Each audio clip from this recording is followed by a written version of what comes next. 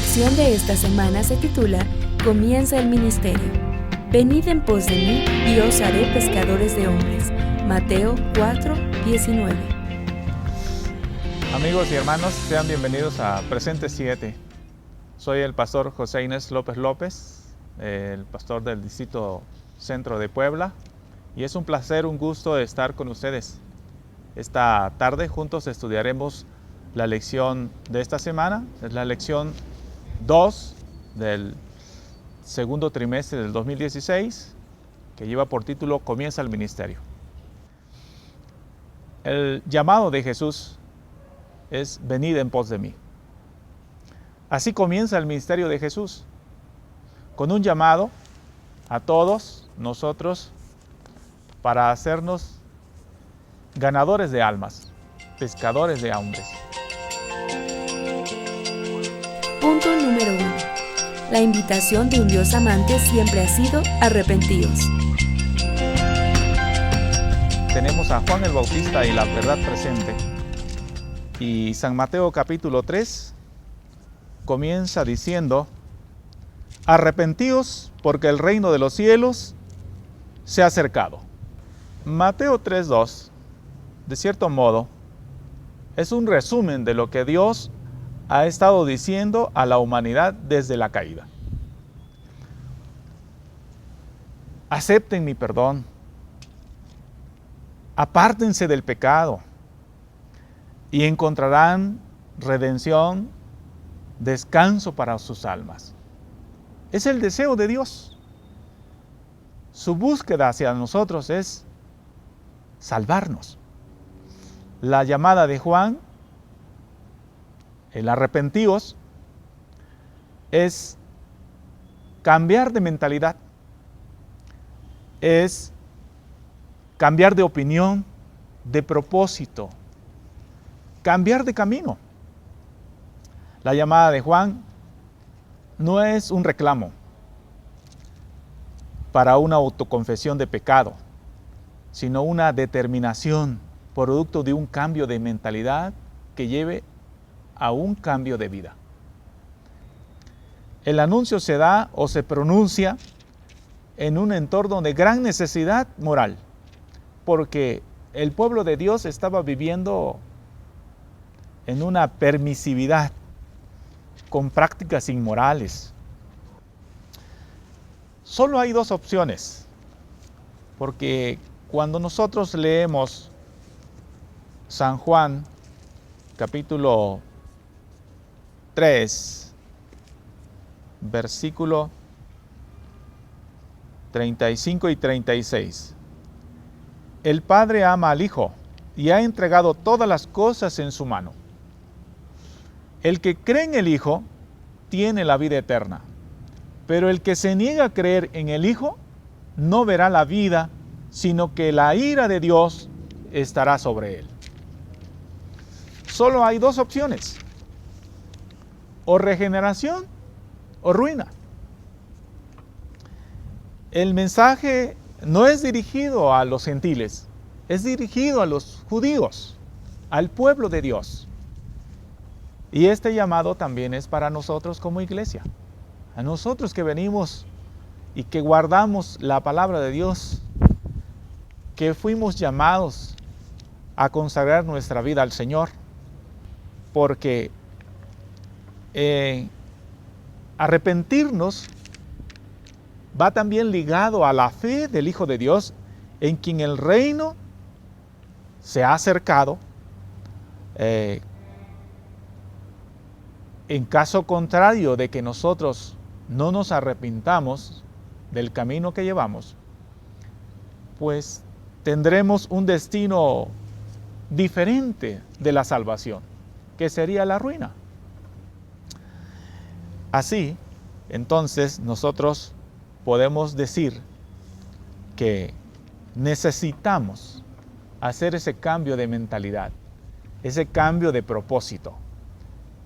Quizás nosotros nos podamos decir, pero si nosotros somos el pueblo de Dios. Bueno, los judíos también eran el pueblo de Dios, pero su condición pecaminosa no les permitía entrar en el reino de Dios. Y quizás nosotros también estemos llegando a la iglesia, guardando el sábado, entregando nuestros diezmos. Pero, ¿qué de ahí de nuestra vida íntima y personal? ¿Cómo la estamos viviendo? ¿En realidad estamos viviendo bien?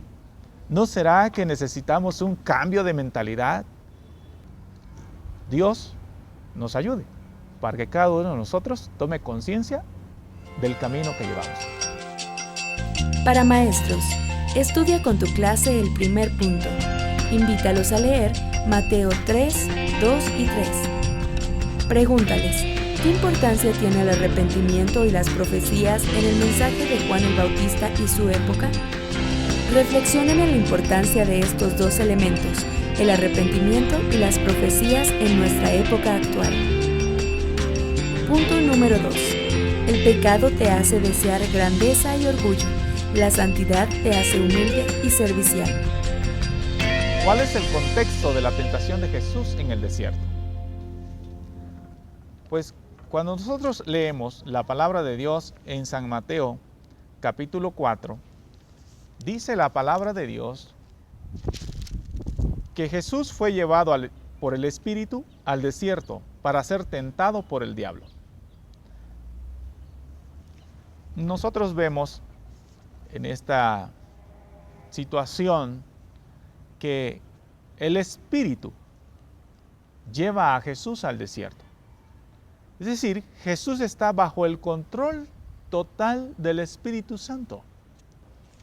Y el mismo Espíritu que descendió sobre él como paloma, ungiéndole para el ministerio, le capacita también en el plano de la humanidad para vencer al tentador, presentándole resistencia y venciéndole con un escrito está.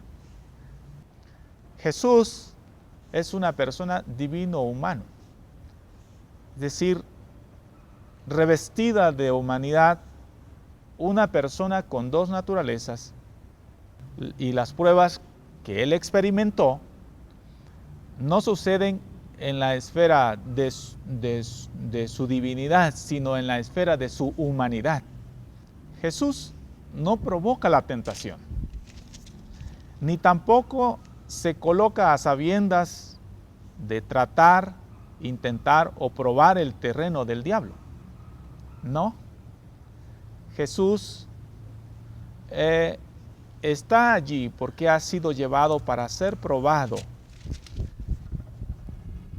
para que nosotros también, al igual que Jesús, siendo probado, pueda ser Él un ejemplo en nuestra vida de ver que cuando nosotros tenemos la plenitud del Espíritu Santo, también podemos ser victoriosos del pecado, de la tentación.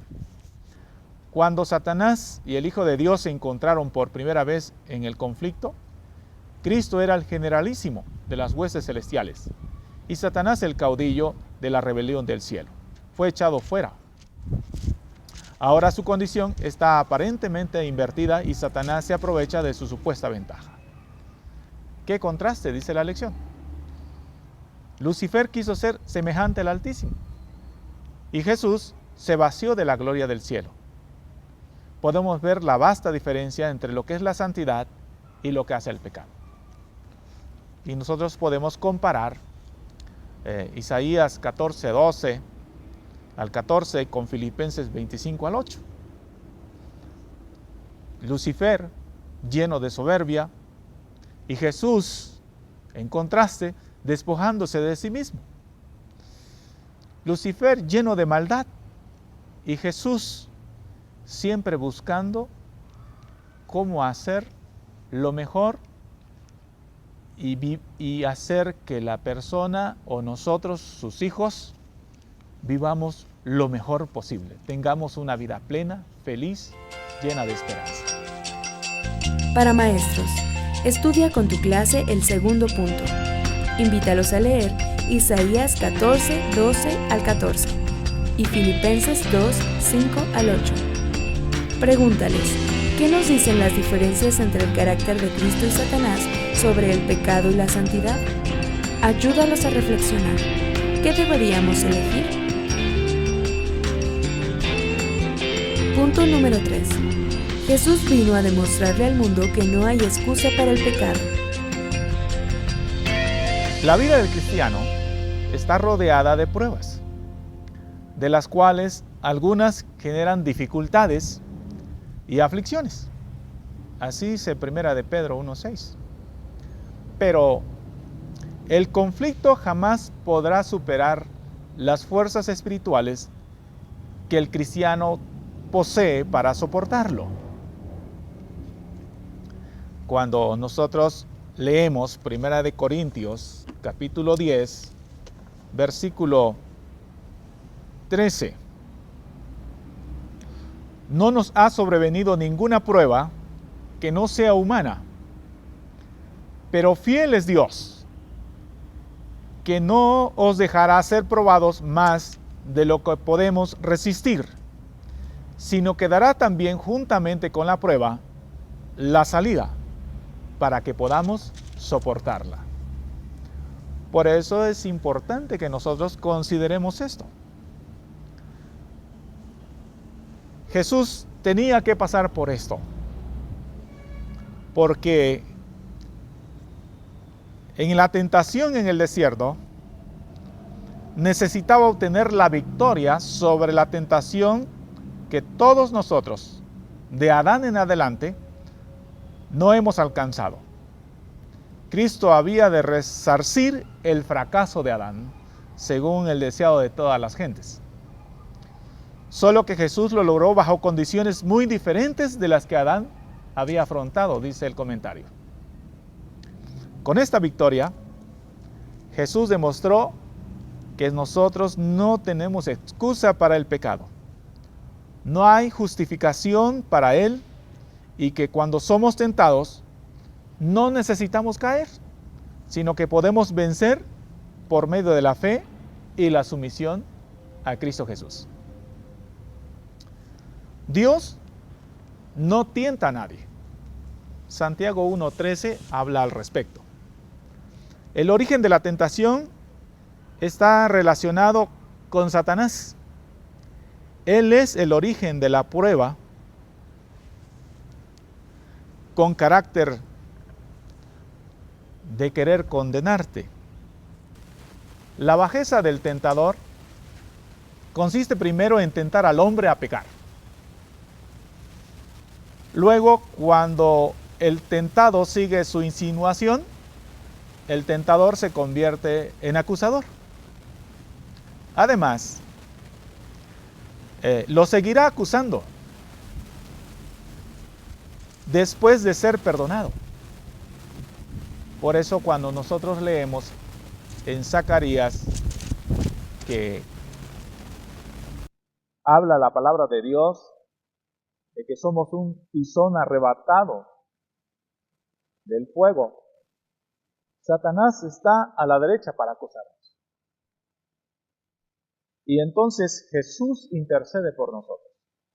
Y Apocalipsis dice que el acusador de nuestros hermanos está presente delante de Dios para acusarnos de día y de noche. Queridos hermanos, aunque es verdad que la vida del cristiano está rodeada de pruebas y dificultades, nosotros tenemos a nuestro alcance ese poder maravilloso del Espíritu Santo. No dudes en reclamarlo. La sumisión a Jesús y nuestra entrega a Él es necesaria para recibir ese poder y entonces vencer la tentación y ser triunfantes en Cristo Jesús. Preguntas en presente 7. ¿Cómo podemos vencer las tentaciones como Jesús?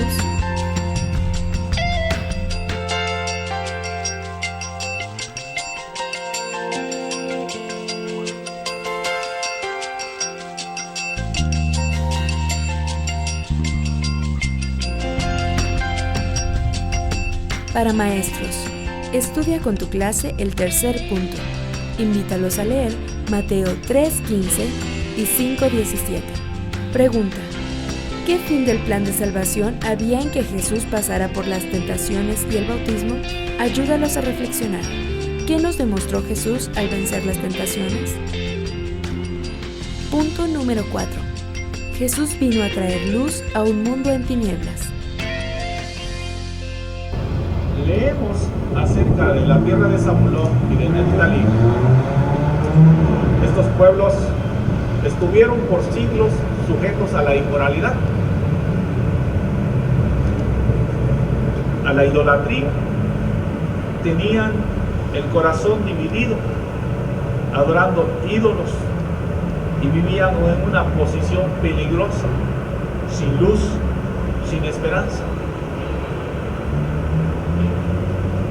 Y San Mateo capítulo 4, versículo 12, dice así: Cuando Jesús oyó que Juan estaba preso, volvió a Galilea, dejando Nazaret, fue y habitó en Capernaum, ciudad marítima en la región de Zabulón y de Neftalí, para que se cumpliera lo que dijo el profeta Isaías. Mas no habrá siempre oscuridad para la que está ahora en angustia, tal como la aflicción que le vino en el tiempo en que livianamente tocaron la primera vez a la tierra de Zabulón y a la tierra de Neftalí. Pues al fin llenará de gloria el camino del mar, de aquel lado del Jordán, en Galilea de los gentiles. El pueblo que andaba en tinieblas vio gran luz. A los que moraban en tierra de sombra de muerte, luz resplandeció sobre ellos. Los esfuerzos de la redención de Dios se ven limitados por la pecaminosidad y la mundanalidad en el caso de Neftalí y Zabulón. No, claro que no se ven limitados, porque Dios tiene su misión para cada pecador, cada ser humano que está en una condición precaria. Todos aquellos pueblos que estuvieron en una situación difícil, sin luz y sin esperanza, la presencia de Jesús, la verdadera y única luz del mundo, brillaría ahora en medio de las tinieblas de Zabulón y de Neftalí, y la disiparía, anunciando la esperanza de las buenas nuevas de salvación.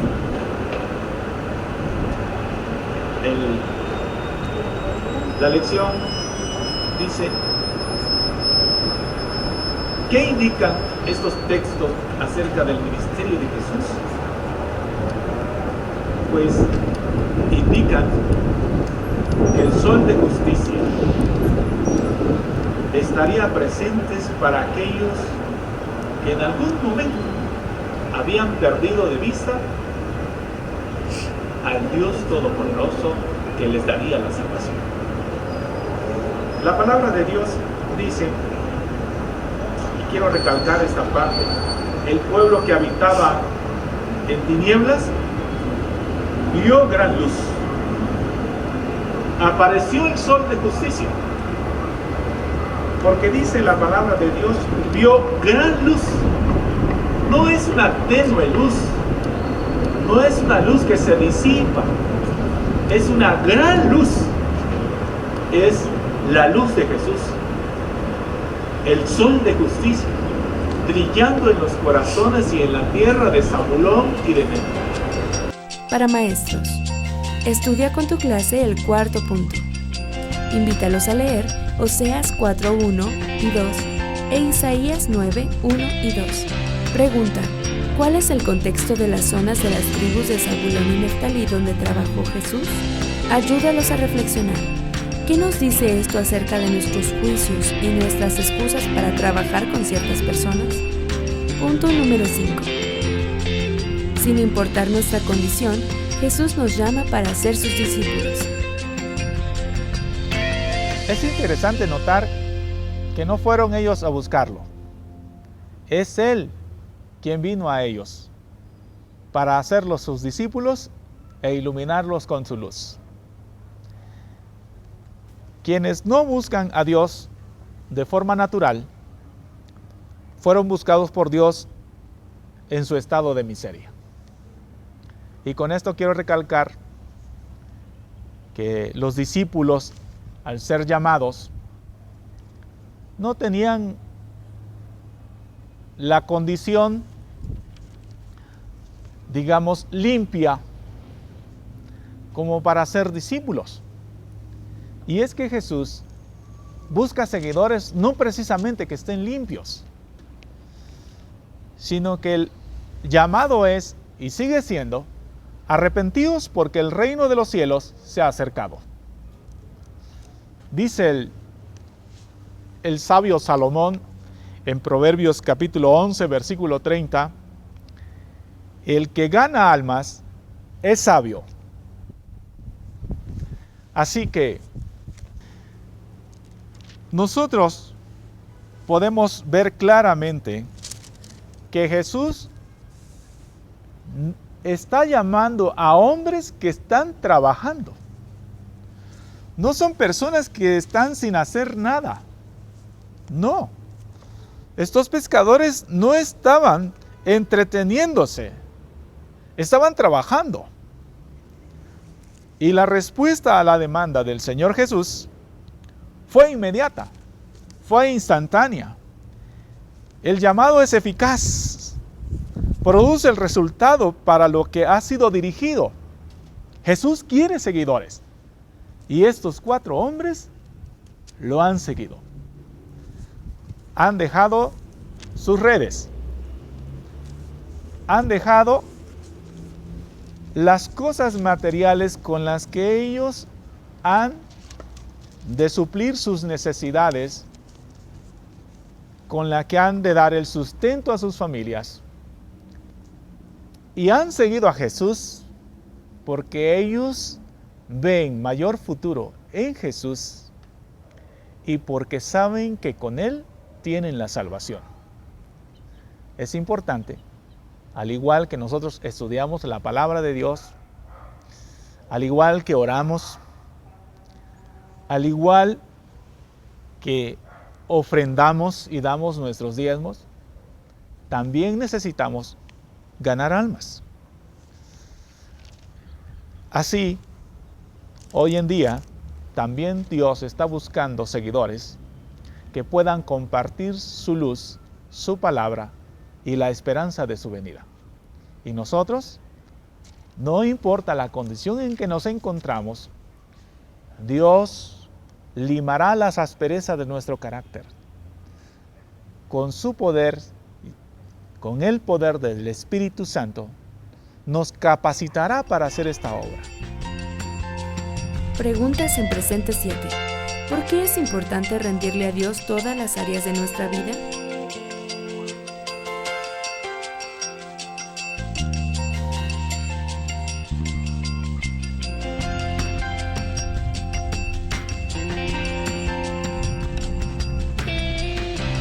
Para maestros, estudia con tu clase el 5.º punto.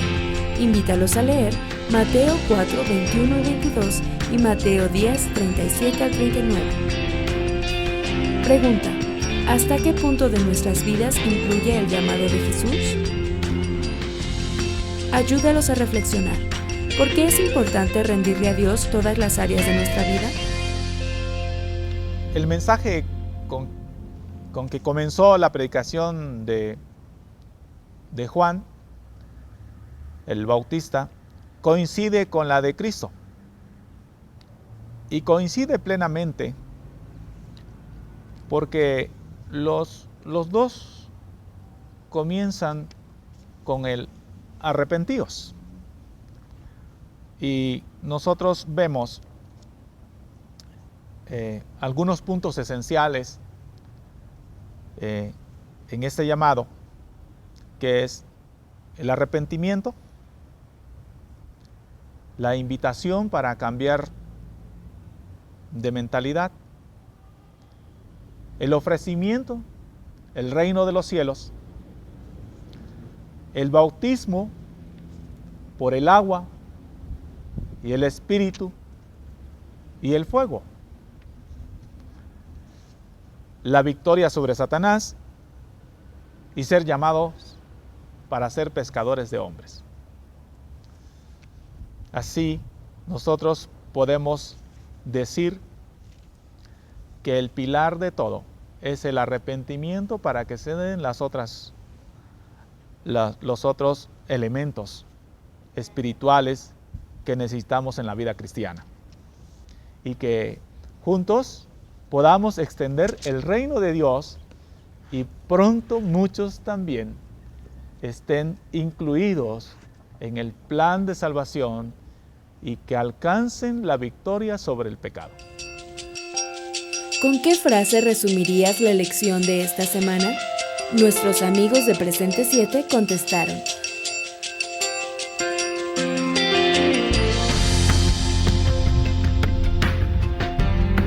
Te invitamos a mantenerte en contacto con nosotros a través de nuestra página en Facebook Presente 7.